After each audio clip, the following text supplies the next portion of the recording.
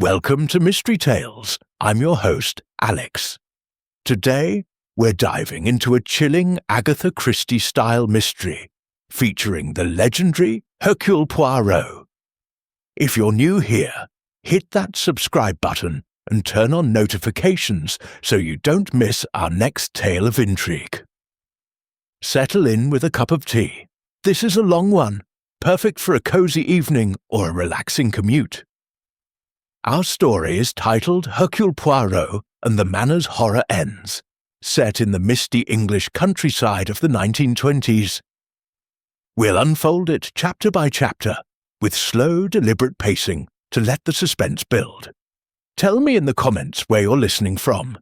London, New York, or somewhere more exotic? Let's begin. Chapter 1. The Invitation to Shadowbrook Manor. The fog that evening in London was not merely weather, it was a living thing, thick as wet wool, pressing against the windows of Whitehaven mansions with the insistence of a conspirator. Gas lamps along the embankment glowed like dying embers, their halos swallowed by the murk. Somewhere in the distance, a motor car backfired, the sound muffled and mournful, as though the city itself were exhaling a secret it had kept since the armistice. Inside apartment 203, Hercule Poirot sat in his favourite bergère armchair, legs crossed with geometric precision, a cup of tisane balanced on one knee. The room smelled of lemon verbena and the faint metallic tang of the radiator. On the mantel, the ormolu clock, one of those French pieces that always ran 3 minutes fast, ticked with the smug regularity of a metronome.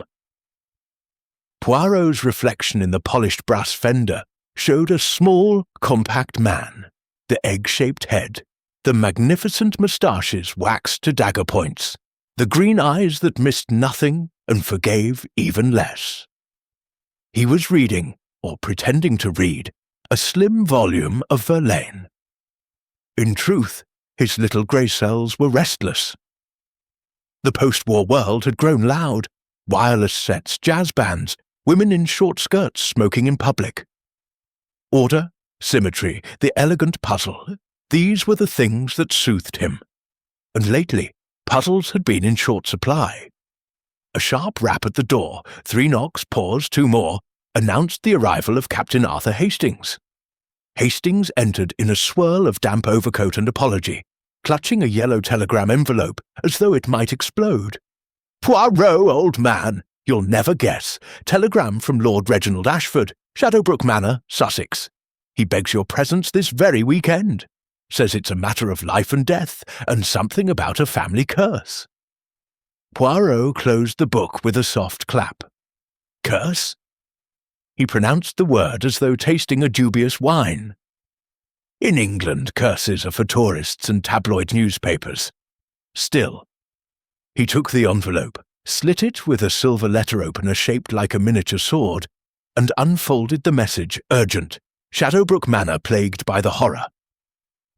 Uncle dead, 5 years ago in locked room. Fear it returns. Come at once. Discretion. Assured. Ashford Poirot's eyebrows ascended like theatre curtains. Life and death, Hastings, and a locked room. Mon Dieu, it is irresistible. He rose, smoothing imaginary creases from his pin-striped trousers, and crossed to the window. Outside, the fog had thickened. The street lamp opposite was now only a sickly amber blur. Somewhere below, a taxi door slammed, and heels clicked away into silence. "Tell me of this Lord Ashford," Poirot said, still gazing into the haze. Hastings, warming his hands at the gas fire, obliged with the gusto of a man who loved a good yarn. Reginald Ashford, 53, made a packet in steel during the war, bought Shadowbrook Manor lock, stock, and gargoyle from a bankrupt cousin.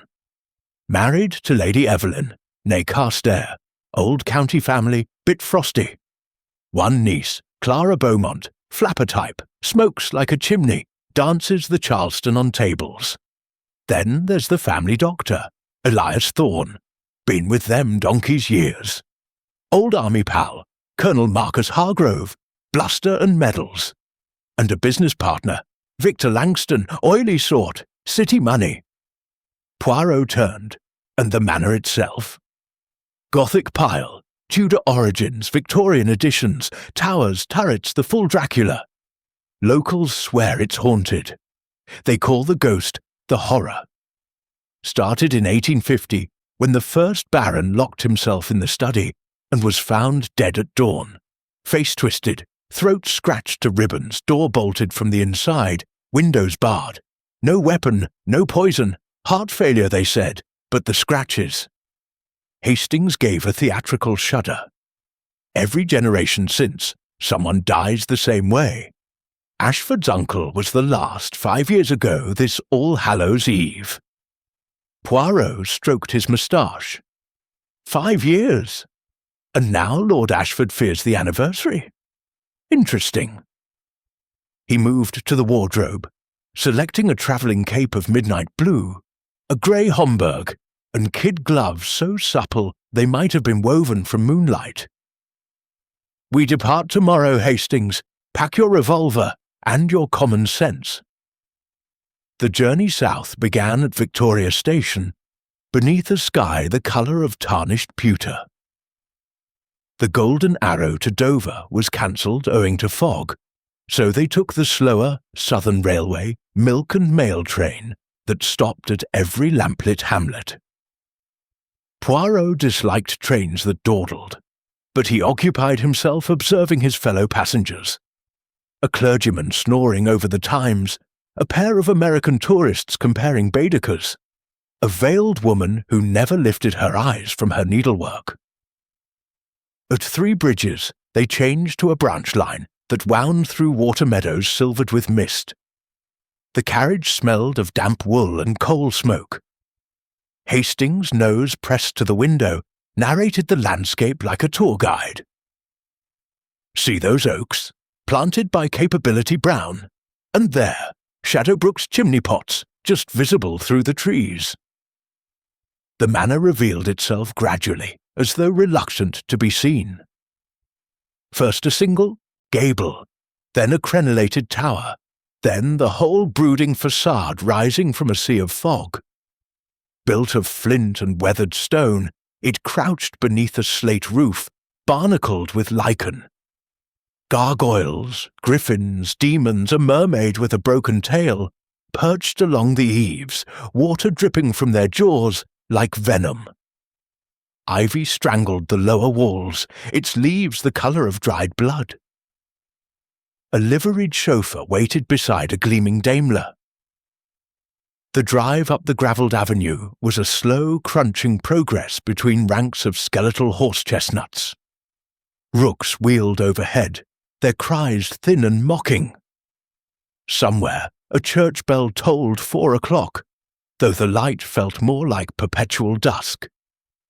The front doors, oak-bound with iron, studded like a medieval portcullis, swung open before the car had fully stopped. Lord Reginald Ashford himself stood on the threshold, tall, lantern-jawed, tweed suit straining at the shoulders. His handshake was damp, his eyes bloodshot.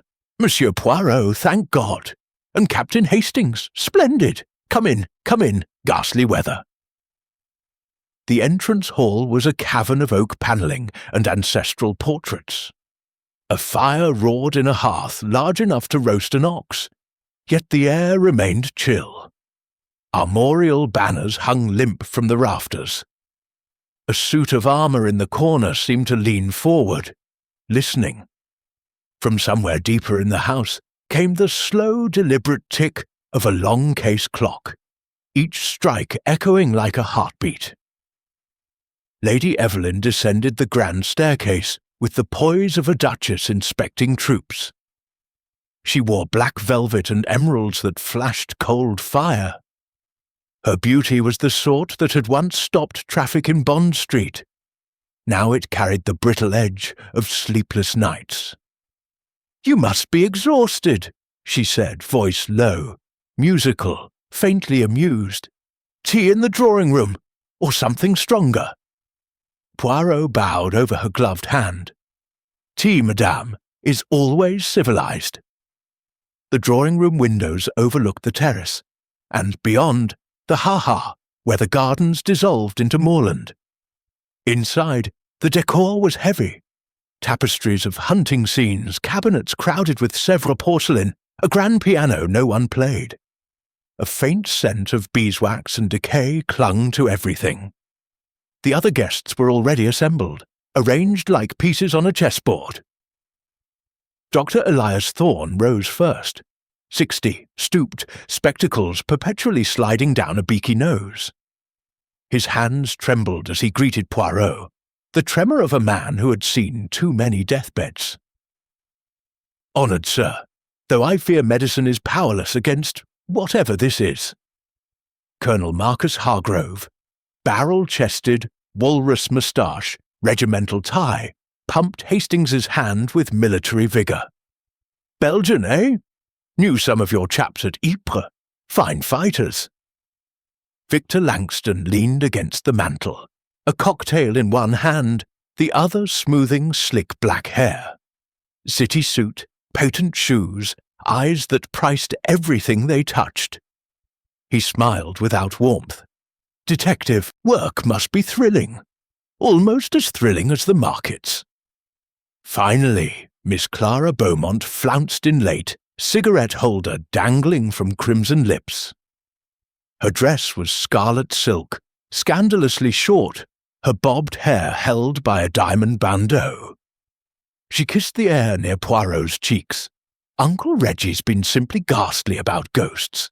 I say we hold a séance and give the old spook what for." Lord Ashford cleared his throat. "Tomorrow night, in fact. I've engaged Madame Zorina, arrives from London by the evening train. But first, Monsieur Poirot, the history." He led them to the library, a 2-story cavern of leather bindings and rolling ladders. A fire crackled here too, but the shadows seemed deeper, as though the books themselves absorbed the light.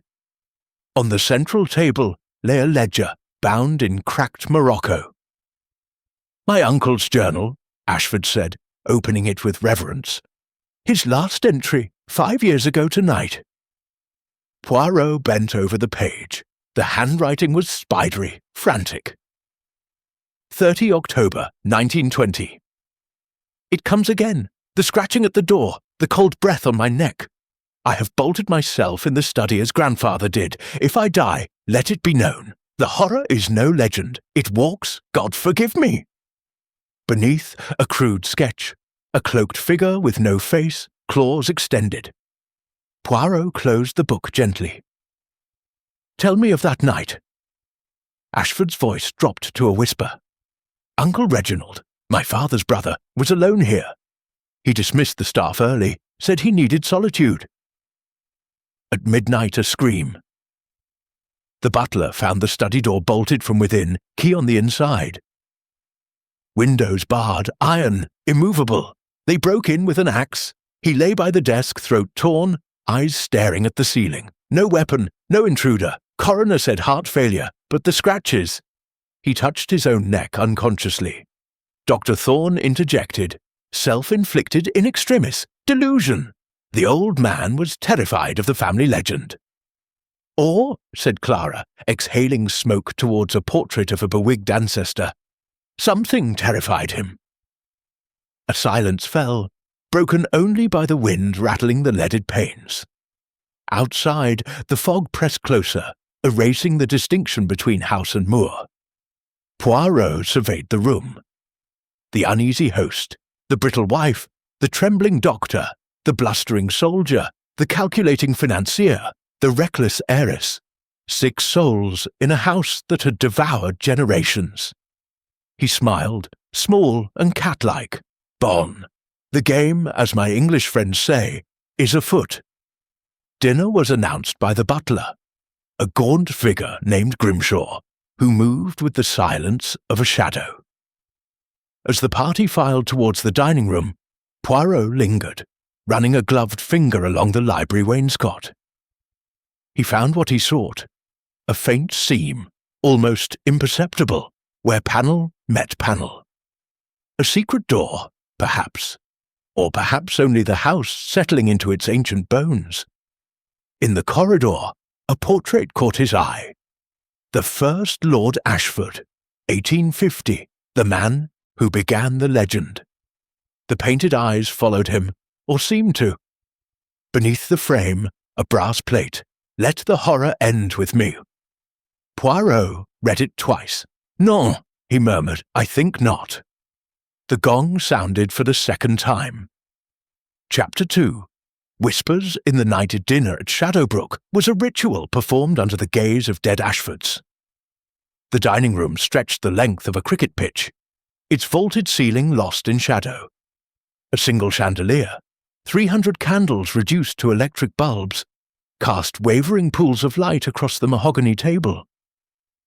Silver epignes overflowed with hothouse roses, whose scent fought a losing battle against damp stone and old money.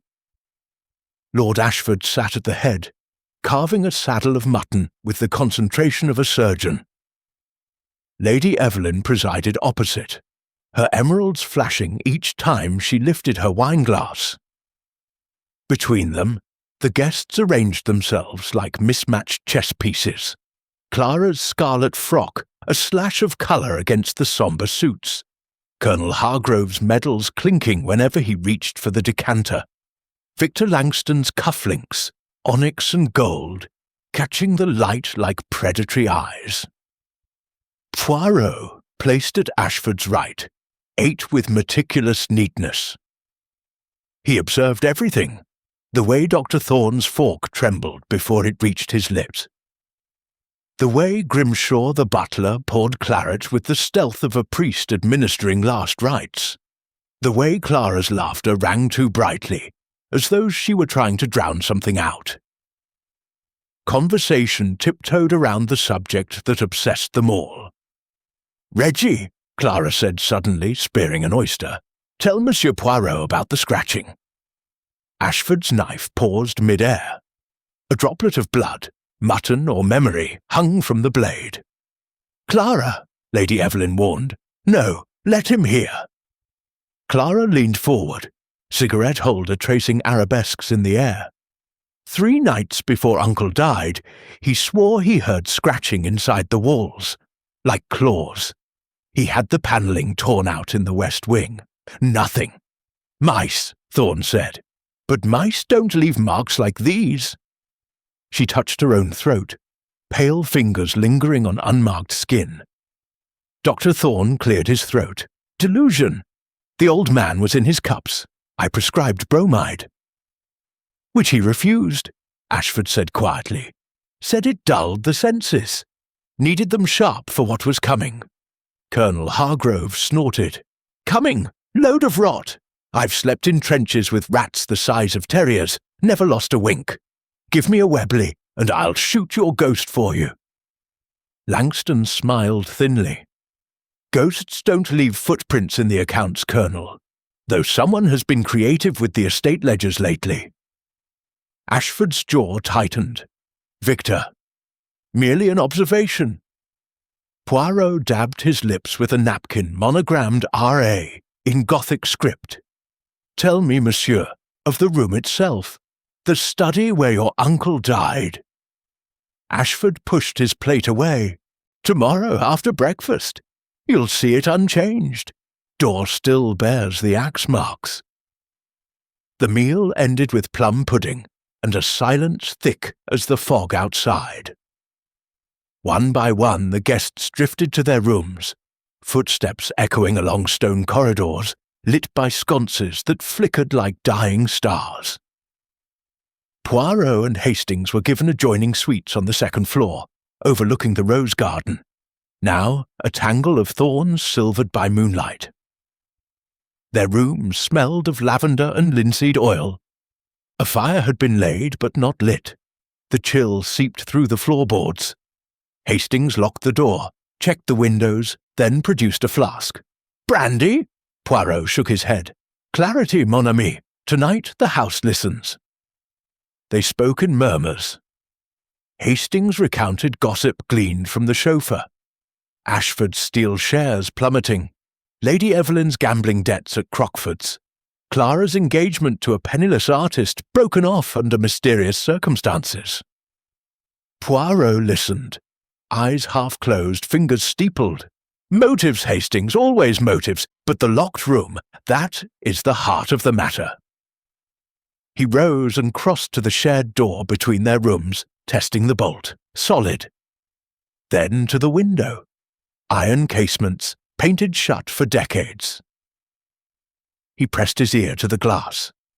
Nothing but the wind, soughing through the yews like a mourning woman. Midnight came. The house settled with groans and sighs, as though exhaling centuries of grief. Poirot sat fully dressed in an armchair, a small notebook open on his knee. Hastings dozed on the counterpane, revolver beside him. At 12:47, Poirot noted the exact minute. A sound intruded, not loud, a soft, deliberate scrape from the corridor, once, twice, then silence. Hastings jerked awake. What? Poirot raised a finger. They waited. Nothing. Imagination, Hastings muttered, but his hand found the revolver. Poirot returned to his vigil. The fire in the grate had burned to embers. Shadows danced across the beamed ceiling like hanged men. 1:13 a.m. A scream, raw, animal, cut off as though a hand had been clamped over the mouth. It came from the east wing, Ashford's bedroom. Hastings was already at the door, wrenching it open. Poirot followed, slippers silent on the runner. The corridor stretched away, gas jets turned low, portraits watching with painted disdain. They were not alone. Doors opened like shutters in a cuckoo clock. Lady Evelyn in a peach silk wrapper, hair loose, Clara clutching a candle, Dr. Thorne in shirt sleeves, spectacles askew, Colonel Hargrove bellowing for lights, Langston coolly tying his dressing-gown cord. Ashford's door loomed at the corridor's end, solid oak, iron hinges, a heavy bolt on the inside. Hastings pounded. "Ashford, open up!" No answer. Hargrove threw his shoulder against the wood. It shuddered, but held. "Stand back!" He charged again. The bolt sheared with a splintering crack. They tumbled into the room. Chapter 3. The shadow of Suspicion Dawn arrived at Shadowbrook as a reluctant witness. Pale light seeping through the mullioned windows, revealing dust motes that drifted like ash. The east wing corridor smelled of beeswax, blood, and burnt coal. Lord Ashford's body lay where it had fallen, covered now by a counterpane hastily fetched by Grimshaw. The broken bolt glinted on the carpet like a snapped promise. Inspector Japp arrived at 7:30. Bowler hat dripping, moustache bristling with irritation. He had motored down from London with 2 constables and a photographer whose flashbulbs popped like gunshots. Japp greeted Poirot with the resigned affection of a man who has lost too many bets. "Morning, Poirot. Another locked room, eh? You do pick your holidays?" Poirot, immaculate in dove grey, inclined his head.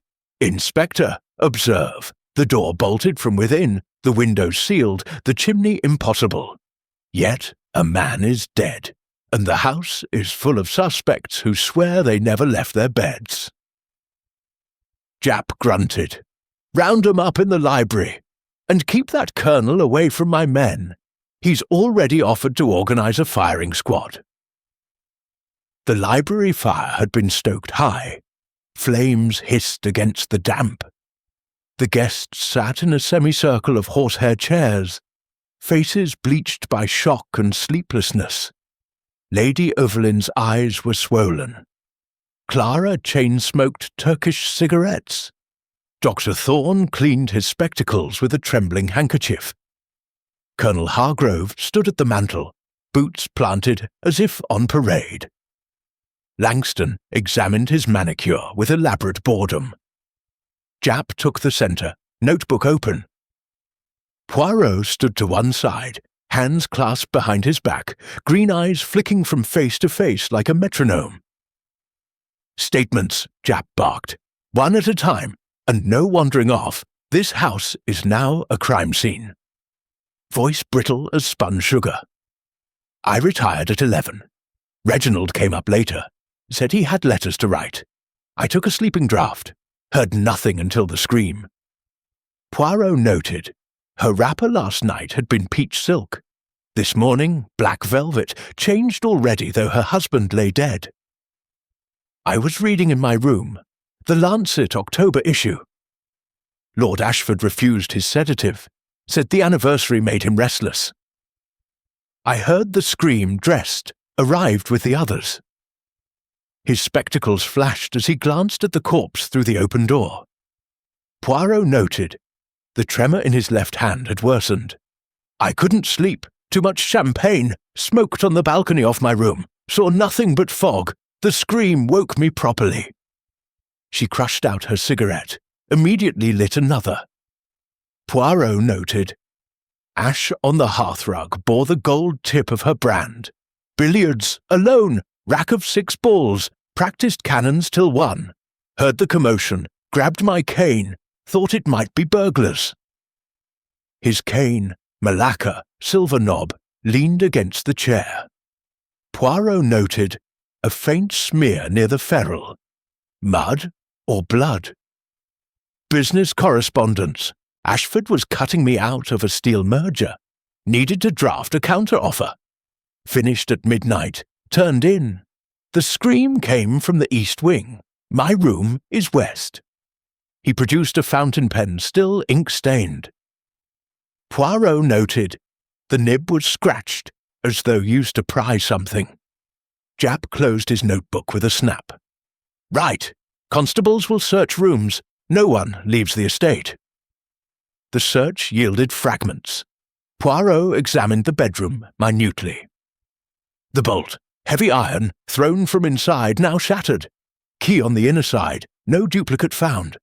Windows, latched, paint undisturbed for decades. Chimney, soot thick, flue narrow. Under the bed, a single black feather. Raven? Crow? He crouched by the body. The scratches, 4 parallel lines deeper at the left, tapering right. Made by a right-handed assailant or self-inflicted in terror. Ashford's nails were manicured, unbroken. Poirot lifted the counterpane. Beneath the corpse, pressed into the carpet pile. A faint circular indentation, as though a small object had rested there, heavy, perhaps a candlestick, then been removed. Hastings whispered, "Secret passage?" Poirot tapped the walls. Solid, floorboards, nailed tight. Yet the feather, the indentation, the torn paper, Japp joined them. Coroner's preliminary, death by cardiac arrest, aggravated by shock, scratches ante mortem but not fatal, no poison in the glass. Poirot's eyes gleamed. Then the scratches are the key, not the cause of death, but the method of terror. Someone wanted Lord Ashford to die of fright. Outside, the fog began to lift, revealing the moor in sodden greys. Rooks wheeled above the chimneys. Somewhere in the house, a door slammed. Poirot turned to the suspects, voice soft but carrying. "Mesdames et messieurs, the impossible has occurred twice in 5 years, but impossibility is merely truth in evening dress. By luncheon, I will know which of you arranged the costume." He bowed, turned on his heel, and left them staring at the feather in his gloved hand, black, glossy, and utterly out of place in a sealed room. Chapter 4. Echoes from the Past. The library had become Poirot's headquarters. Books lay open like fallen soldiers. A constable stood guard at the door. Japp's men tramped overhead, searching attics and cellars with the delicacy of elephants. Poirot sat at the central table, the raven feather pinned beneath a crystal paperweight, its glossy eyes staring up at him. Beside it, the torn scrap from Ashford's hand, the matching scrap from Hargrove's room, the empty veronal vial, the blood-flecked scarf, the ink-stained telegram draft. a constellation of clues waiting for the connecting lines. Hastings paced, revolver bulging in his pocket. Secret passage, Poirot. Has to be. I've tapped every panel. Poirot raised a finger. Patience, mon ami. First, the past. The past is the only door that opens both ways. He rang for Grimshaw. The butler appeared, gaunt as a coat rack, eyes red-rimmed. "Sir, the late Lord Ashford's study. Show me." They followed Grimshaw through corridors that grew colder with every turn. Portraits glared. A bewigged admiral, a bishop with a cruel mouth, a child in velvet clutching a dead sparrow. At the west wing, a baize door led to the study, smaller than expected, oak-panelled, a single window barred with iron. The desk faced the fireplace. A brass telescope pointed at the ceiling as though searching for stars indoors. Grimshaw unlocked the door with a key from a vast ring. Dust lay thick. The air tasted of mildew and old paper. On the blotter, a dried inkwell, a brass letter opener shaped like a dagger, a leather-bound ledger open to 30th October 1920. Poirot read aloud. "The scratching again, inside the walls. I have taken the pistol from the drawer. If it comes tonight, I will be ready." He turned the page. Blank. The next entry was in a different hand. Ashford's own 5 years later. "Uncle's pistol missing. Searched everywhere. The horror knows." Poirot's eyes narrowed. "Missing, yet no pistol was found with your uncle's body?" Grimshaw shook his head. "Nor with his lordship last night." Poirot examined the desk drawers. One was locked. He produced a small pick from his waistcoat. Hastings coughed politely and opened it. Inside, a photograph, sepia, edges curled. A younger Ashford standing beside a woman in nurse's uniform, arms entwined. On the back, in faded ink, E&R, Gallipoli, 1915. "Lady Evelyn?" Hastings asked. "No, see the date. Lady Evelyn was in London, nursing at the Ritz. This is another." Grimshaw cleared his throat. "Miss Eleanor Carstairs, Lady Evelyn's cousin. Died of fever in Egypt, 1916. His lordship never spoke of her after." Poirot slipped the photograph into his pocket. "Grief is a powerful motive, Hastings, or guilt." They moved to the fireplace. Poirot knelt, shining an electric torch up the chimney. Soot, cobwebs, a bird's nest long abandoned. But on the hearthstone, a faint scorch mark. Circular, the diameter of a coin. He scraped it with a penknife. Black, waxy. Sealing wax, recent. A soft click behind them. Clara Beaumont stood in the doorway, cigarette glowing. "Find the ghost yet, Monsieur Poirot?" "Only echoes, mademoiselle. Tell me, your balcony last night. You smoked, you said. Yet the ash was warm at 3. She shrugged. "Couldn't sleep. Uncle's snoring shook the rafters. I went back out." "Alone?" A hesitation. "Victor joined me, briefly." Langston appeared behind her, suave in a charcoal suit. "Business, Poirot. The merger, nothing more." Poirot's smile was thin. "Business at 3 in the morning, on a balcony, in fog? How romantic!" Poirot arranged the clues like tarot cards. The raven feather puzzled him most. He took it to the window. Against the light. Not raven, crow. But Shadowbrook had no crows, only rooks. He rang again. Grimshaw returned with a silver tray. Morning Post. One letter addressed to Monsieur Poirot in spidery copperplate. "You seek the horror. Look to the tower at moonrise. A friend, no signature. Postmark, Lewis yesterday." Hastings whistled. "Accomplice? Or bait?" Poirot tucked the letter away. At noon the coroner's van crunched down the gravel. Ashford's body was removed, sheet over the face. Lady Evelyn watched from an upper window, motionless as a mannequin. Poirot gathered the household in the drawing-room. "Mesdames et messieurs, we have red herrings aplenty. The pistol, the wax, the photograph, the locket, the letter, the feather. But one truth hides among them. Tonight, at moonrise, I will set a trap," Colonel Hargrove barked. "Trap? I'll stand guard myself." Poirot bowed. "Excellent, mon colonel." Chapter 5. The Gathering Storm. Moonrise found the household assembled in the great hall, breath fogging in the unheated air. A single candelabrum guttered on the refectory table. Shadows leapt across tapestries of stags brought to bay. Poirot had ordered every lamp extinguished save this one. The effect was theatrical, medieval, and, Hastings noted with a shiver, funereal. Inspector Japp stood by the main doors, arms folded, 2 constables behind him. Colonel Hargrove had insisted on guarding the foot of the grand staircase, Malacca cane in one hand, Webley revolver in the other. Dr. Thorne hovered near the fireplace, a black bag at his feet. Lady Evelyn sat rigid on a carved settle, black veil drawn.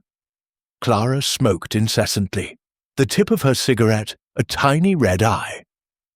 Langston checked his pocket watch every 30 seconds, as though time itself were a hostile witness. Poirot entered last, cape swirling, Homburg in hand. He carried a small leather case the size of a violin bow. "Mesdames et messieurs," he began, voice soft yet carrying to the rafters, "tonight the horror returns, or so it wishes us to believe. We will give it an audience." He opened the case. Inside, a hand mirror in an ebony frame, a box of swan vestas, and a child's tin whistle. Hastings blinked. "Props, Poirot!" "Tools, mon ami! Now, positions!" Poirot placed the mirror on the table, angled toward the first-floor gallery. He struck a match, lit a single candle behind it, and adjusted until the flame's reflection danced on the balustrade above. "Light is the enemy of darkness," he murmured. "Now, we wait." The house held its breath. Outside, wind moaned in the chimneys. Inside, the candelabrum hissed. 11 o'clock struck, then 11:15, 11:30. At 11:47, the temperature plummeted. Frost bloomed on the inside of the windows. Clara's cigarette trembled between her lips. A sound, soft, deliberate, scratch, scratch, scratch, from the gallery above. Hargrove's revolver came up. "Show yourself!" The scratching stopped. Then, movement.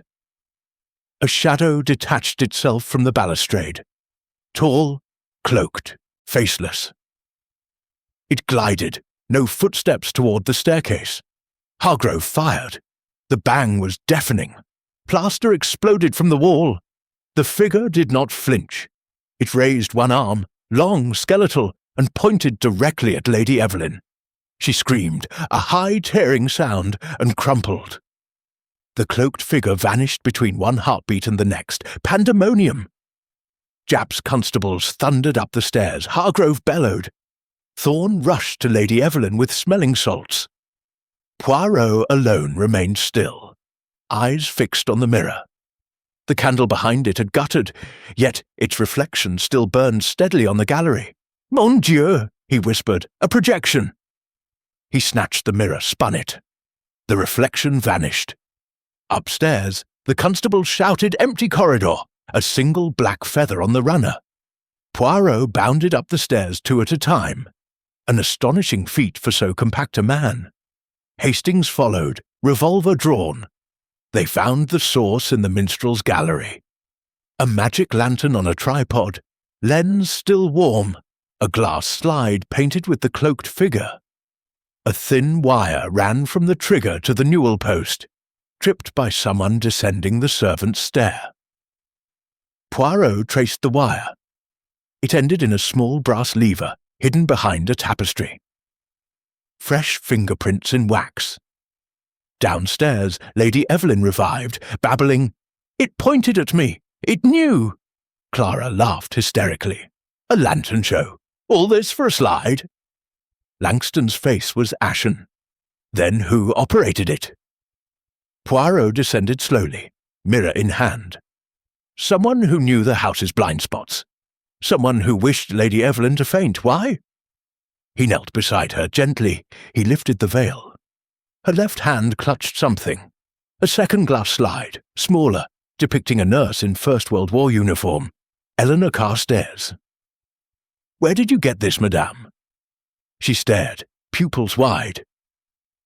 "It fell from the gallery, when the figure pointed." Poirot turned the slide to the light. On the back, scratched with a needle, "You let me die!" Thorne gasped. "Scopolamine! She's been dosed! Look at the pupils!" He opened his bag, drew a syringe. Poirot stayed his hand. "Non, let the drug speak." Lady Evelyn's head lolled. Words tumbled out, slurred. "Gallipoli! Fever ward! Morphine gone!" Eleanor begged. "I took the last vial. For the officers. She died screaming." Silence crashed like a portcullis. Poirot's voice cut through it, gentle but inexorable. "Guilt, madame, is a slow poison.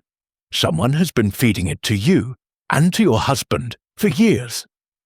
He turned to the assembly. "The horror is not supernatural. It is memory, weaponized. The lantern, the slide, the wire, child's play for an engineer. But the drug? That requires a physician." All eyes turned to Dr. Thorne. The doctor backed away, syringe clattering to the flagstones. I treated her nerves, nothing more." Poirot produced the veronal vial from his pocket. Empty, yet last night it was full. And this morning, residue of scopolamine in the dregs of Lady Evelyn's bedside glass. Thorne's mouth worked soundlessly. Colonel Hargrove levelled the Webley. "Stand still, sir." Poirot raised a hand. "Not yet. The doctor is a pawn, not the player. Observe." He held up the mirror. In its surface, the candelabrum's reflection showed 7 flames, though only 6 candles burned. "An extra light," he said, "from the library chimney." He strode to the fireplace, reached up, and pulled down a second magic lantern smaller, concealed in the flue. Its slide, the crow with outstretched wings. "2 projectors," Poirot announced. "One in the gallery for the ghost, one here for the bird that flew into a locked room, both operated by the same hand, or hands." He produced the child's tin whistle, blew a single piercing note. From the pantry, a constable emerged dragging Madame Zorina, veiled, wrists bound, eyes blazing. "She arrived this afternoon," Japp said, "hidden in the wine cellar, claimed she was hired to contact spirits." Poirot bowed to the medium. "Madame, your wires were clever, but you left wax on the lever and a perfume unmistakable. Le Heure Bleu, the same scent on the scarf in Lady Evelyn's room." Zorina spat. Chapter 6. The Revelation. The great hall had become a tribunal. Victor Langston sat handcuffed to a chair, face pale but composed, the smile of a man who still believed the jury could be bought. Madame Zorina stood veiled and silent between 2 constables. Dr. Thorne slumped on the settle, head in hands. Lady Evelyn, revived and wrapped in blankets, stared at the floor as though it might open and swallow her. Clara's cigarette had burned down to a trembling ash. Colonel Hargrove kept the Webley trained on Langston, knuckles white. Poirot stood before the cold candelabrum, the 2 magic lanterns at his feet like captured demons. He held the cracked crow-slide to the dying firelight.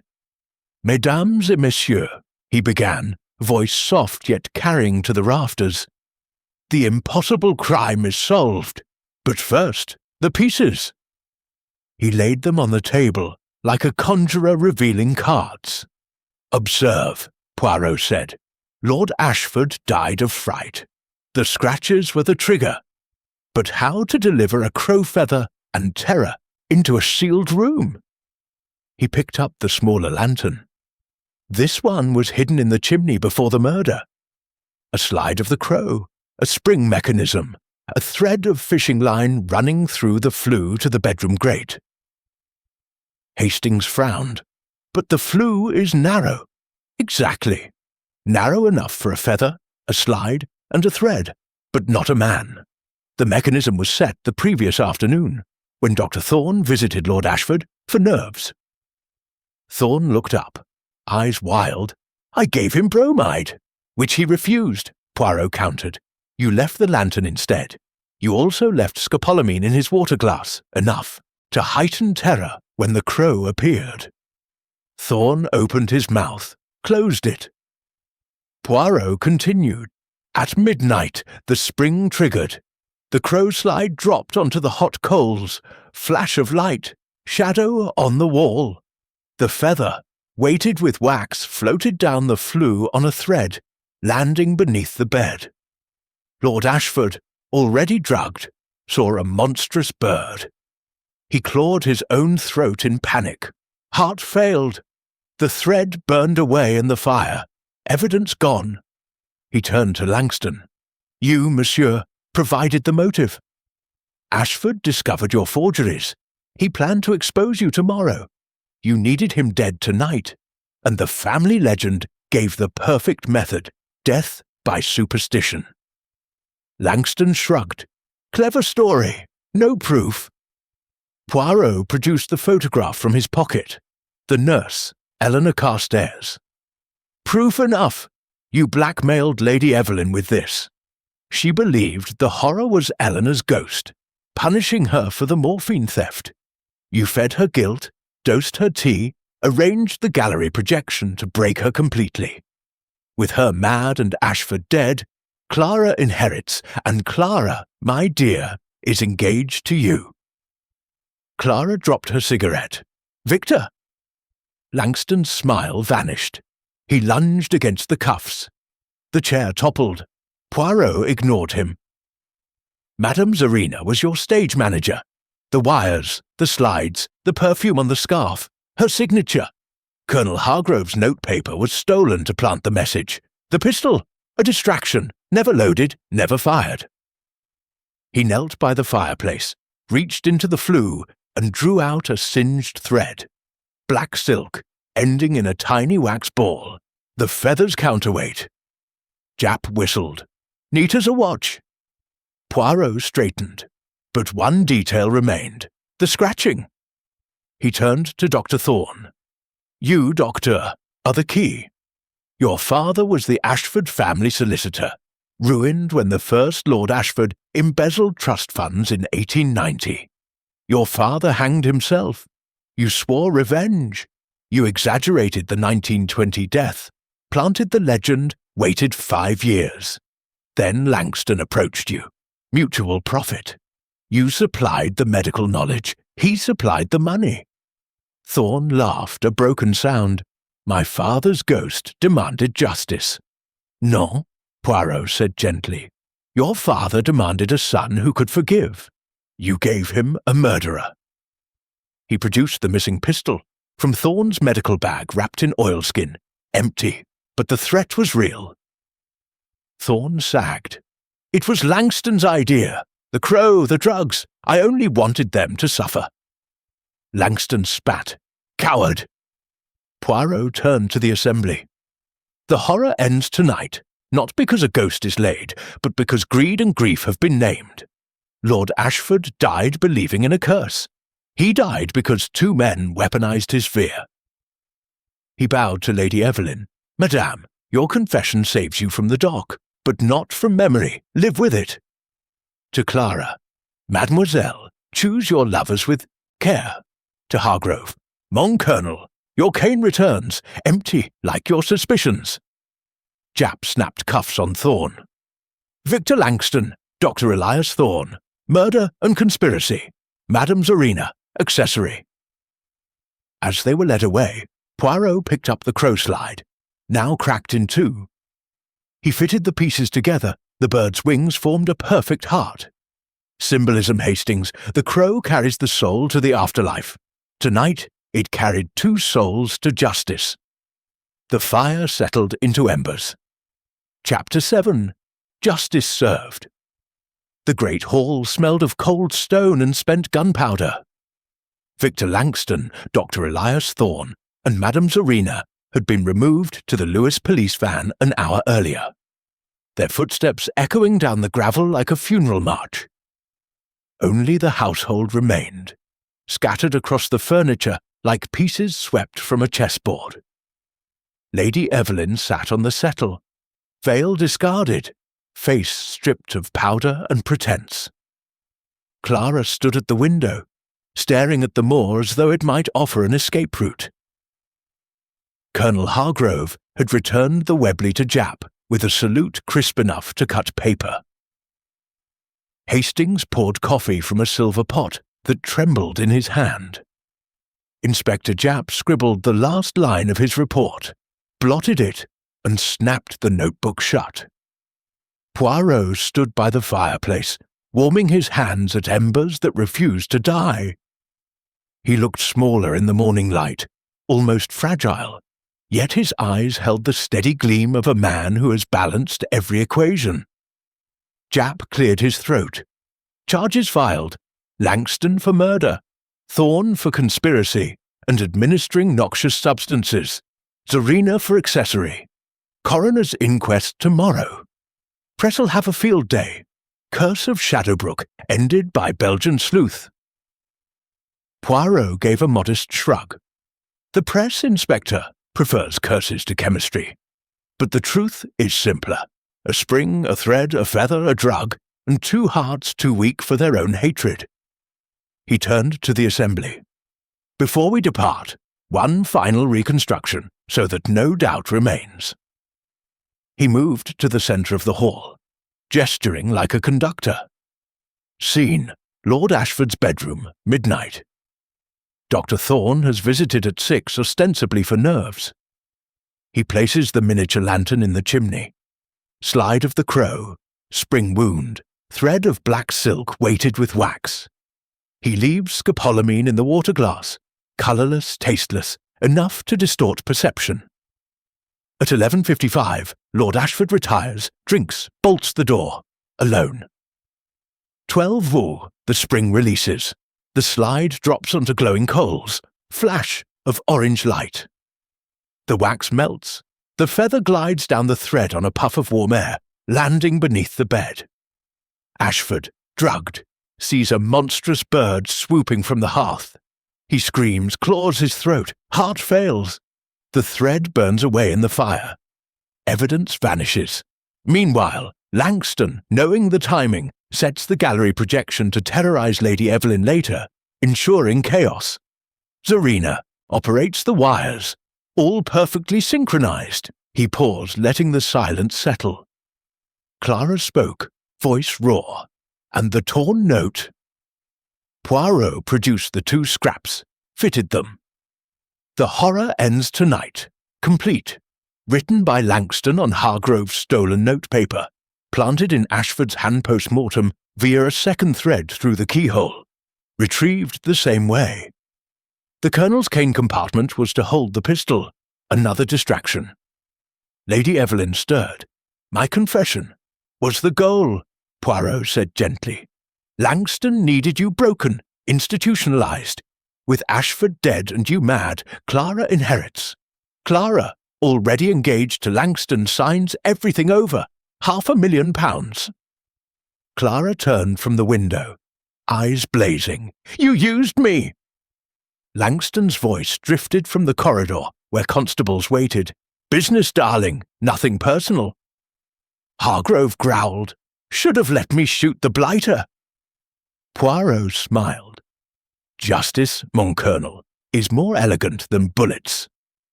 He crossed to Lady Evelyn, offered the photograph of Eleanor Carstairs. Keep this, madame, not as accusation, but as reminder. Forgive yourself, or do not. That is between you and your mirror. She took it with trembling fingers. Japp rose. Train to London leaves at 10. You'll give evidence, Poirot. Naturellement. Hastings gathered their valises. Grimshaw appeared ghostly in the doorway. Breakfast is served in the morning room, sir, though no one has appetite." Poirot nodded. "Appetite returns, Grimshaw. So does life." They filed out. The hall felt larger, airier, as though the house itself had exhaled a century of dread. Sunlight speared through the mullions, striking dust motes into gold. At the threshold, Poirot paused. He reached into his pocket, drew out the crow feather, now merely a feather, and laid it on the refectory table. "For the rooks," he said, "they will know what to do with their own." Chapter 8. Lingering Doubts. The Daimler had not yet reached the Lewis Road when Poirot tapped the chauffeur's shoulder.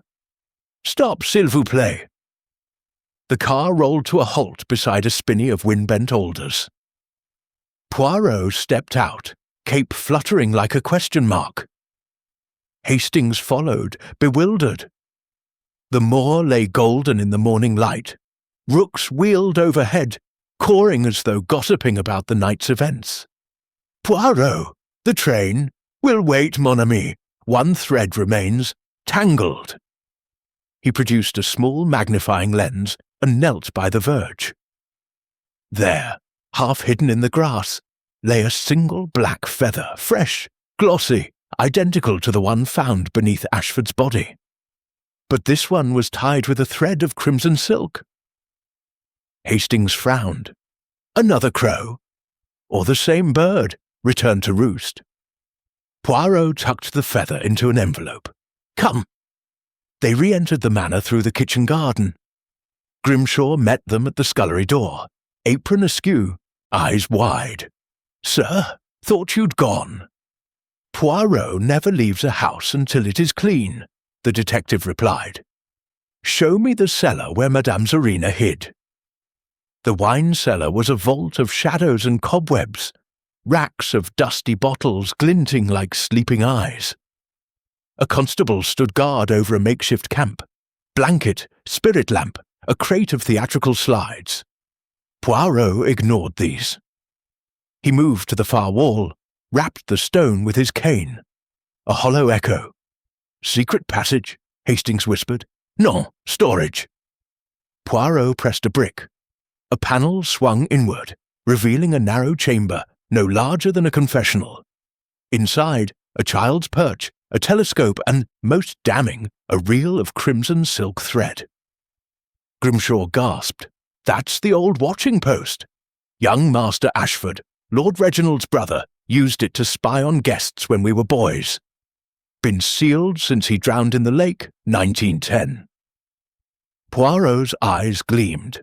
"Sealed, yet not forgotten. Someone has been here recently." He pointed to the floor. Footprints in dust, small, narrow, heeled. A woman's. Upstairs, Lady Evelyn was alone in the morning room, staring at Eleanor's photograph. She looked up as Poirot entered, face composed but eyes raw. "Madame," he began, "the case is closed, yet one detail nags, the crimson thread." She paled. "I know nothing of threads." Poirot laid the feather on the table. This was found outside, tied with silk from the hidden chamber. The same chamber from which someone watched the gallery last night. Someone who knew every wire, every slide, every heartbeat. Lady Evelyn's hand strayed to her throat. "You think I think you are innocent of murder," Poirot said gently, "but not of memory. Tell me of the boy who drowned." Her voice was a whisper. "Edmund, Reginald's younger brother. He was simple, loved birds, kept crows in the attic. One day he fell through the ice. Reginald blamed himself, said he should have watched closer. After, he sealed the chamber, burned the crows." Poirot nodded. "And you, madame, kept one feather. For guilt." She opened a locket at her throat, inside a tiny black feather, edges worn soft by years of touch. "I thought the horror was Eleanor, but it was Edmund all along. Reginald heard the scratching in his dreams. I heard it too." Poirot closed the locket. Then the true horror was grief, madame. Langston and Thorne merely exploited it. He turned to leave, then paused. One more thing, the pistol. From his pocket he drew the missing weapon, small, pearl-handled, engraved EA. Found in the lake, wrapped in oilskin. Edmonds. Langston planned to plant it on Thorne, then discover it. Proof of suicide pact, but the lake gave it back. Lady Evelyn took the pistol, fingers tracing the initials. Edmund Ashford. He was 8 when he carved that. Poirot bowed. Some ghosts are too small to haunt a house, madame. They only haunt the living. In the library, Clara was packing. She looked up, defiant. Victor's solicitor says he'll fight, claims entrapment. Poirot smiled. He will lose. The forgeries are in his own hand. But you, mademoiselle, choose better next time. Clara crushed out a cigarette. I thought love was a merger. Turns out it's bankruptcy. Colonel Hargrove met them in the hall. Cane restored. Off then. Good show, Poirot. Though I still say a bullet would have saved paperwork. Poirot chuckled. Paperwork is the Englishman's revenge, mon colonel. On the train to Victoria, Hastings watched the Sussex hills roll by. Case closed, eh? Poirot gazed out the window, the crimson-threaded feather in his lap. Closed but doubts linger, Hastings. Langston forged contracts. Thorne drugged glasses. Zarina pulled wires. Yet who tied the final knot? He opened his notebook. On the last page, a sketch, the crow slide, cracked in two. Beside it, a new drawing, the crimson thread forming a perfect noose. Someone watched from the hidden chamber, Poirot murmured. Someone who knew the house's every heartbeat. Someone who left the feather outside. A signature. Hastings shivered. You think there's another? Poirot closed the book. I think the horror ends only when every secret is exhumed, and some secrets prefer the dark. He slipped the feather into an envelope, addressed it to Jap, for the file. The bird returns. The train whistle sounded. London loomed, smog and spires and the promise of order. But in Poirot's pocket, the crimson thread twitched, like a pulse. Chapter 9. The Final Confrontation. Whitehaven Mansions, 11:17 a.m. Poirot's breakfast tray, 2 croissants, 1 perfectly boiled egg, a single violet in a crystal bud vase, sat untouched. On the blotter lay a letter postmarked, Lewis, 30th April, 1926. The handwriting was Lady Evelyn's, elegant, trembling, Monsieur Poirot. The scratching has returned, not in dreams, in the walls, come before the anniversary, I beg you. E.A.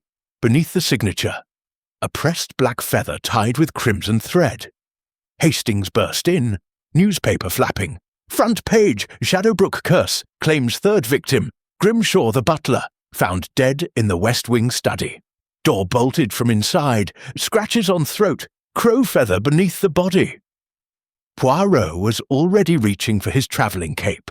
The bird returns, Hastings, and this time it brings us. They arrived at dusk. Shadowbrook stood unchanged, gargoyles leering, ivy bronze in the spring light, yet the silence was wrong, as though the house held its breath. Lady Evelyn met them on the steps, thinner, eyes luminous with dread. Clara was absent, abroad, fleeing scandal. Colonel Hargrove had taken a cottage in Devon. Only Grimshaw's absence remained. Lady Evelyn led them to the study. The door still bore the axe scars from 5 years ago. Inside, the same desk, the same barred window, the same narrow chimney. Grimshaw lay on the rug, face contorted, throat scratched, a crow feather pinned to his lapel with crimson thread. Poirot knelt.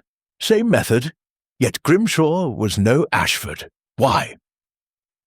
He examined the bolt, newly replaced, thrown from inside. The key lay on the blotter beside a single sheet.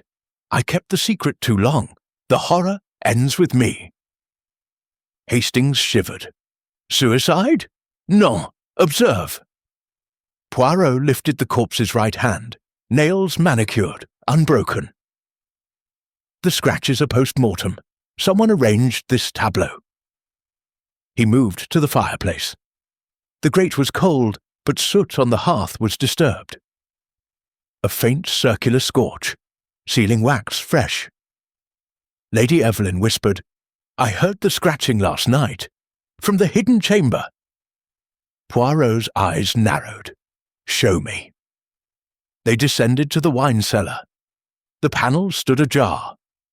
Inside the watching post, a fresh reel of crimson thread, a child's telescope, and, new, a phonograph cylinder labelled scratching. Poirot wound the machine. A needle hissed, then came the sound. Scratcher, scratcher, scratch, recorded claws on wood. Grimshaw's voice, Lady Evelyn said. He was here as a boy with Edmund. He knew every secret. Poirot traced fingerprints in the dust, small, narrow, the same heel as before. He climbed the perch, through the spy hole, a perfect view of the study door. Someone watched Grimshaw enter, Poirot murmured, then locked him in. But how? He returned to the study, tapped the walls. Behind the portrait of the first Lord Ashford, "Let the horror end with me," a panel clicked. A narrow shaft, barely shoulder-wide, descended from the attic. "Servant's dumbwaiter," Lady Evelyn said, "disused since the war." Poirot shone his torch. At the bottom, a second phonograph, cylinder still turning. The scratching had played on a loop, piped through the shaft. He climbed down, agile as a cat, and found the mechanism. A spring trap, triggered when the door bolt was thrown. A weighted cord pulled a hidden blade across the throat, post-mortem, to mimic the curse. The crow feather was glued to a wire, released simultaneously. "But the door was bolted from inside," Hastings protested. Poirot demonstrated. He slid the bolt, stepped into the shaft, pulled a concealed lever. The bolt shot home, the door locked. The shaft door closed flush with the panelling. Grimshaw was lured here with a note. "Meet me at midnight. The secret of Edmund." He bolted himself in for safety. The trap sprang. The murderer escaped through the shaft, sealed it, and left via the attic. Lady Evelyn's hand flew to her mouth. "Then who—" Footsteps on the stairs. Clara Beaumont appeared in the doorway, travel dust on her coat, eyes glittering. "Uncle's solicitor cabled. The will. There's a codicil.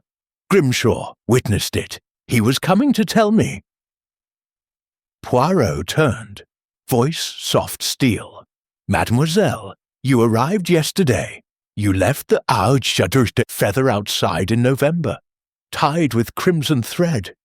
You watched from the hidden chamber. You knew Grimshaw would come if summoned with Edmund's name." Clara laughed, brittle. "Prove it." Poirot produced the phonograph cylinder.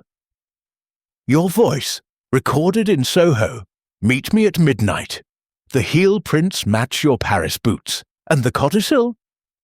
He drew a document from his pocket, sealed, witnessed by Grimshaw. To Clara Beaumont, "Nothing. The estate passes to the National Trust, on condition Lady Evelyn lives there unmolested. Signed, R. Ashford, 30 October 1925. Clara's face crumpled.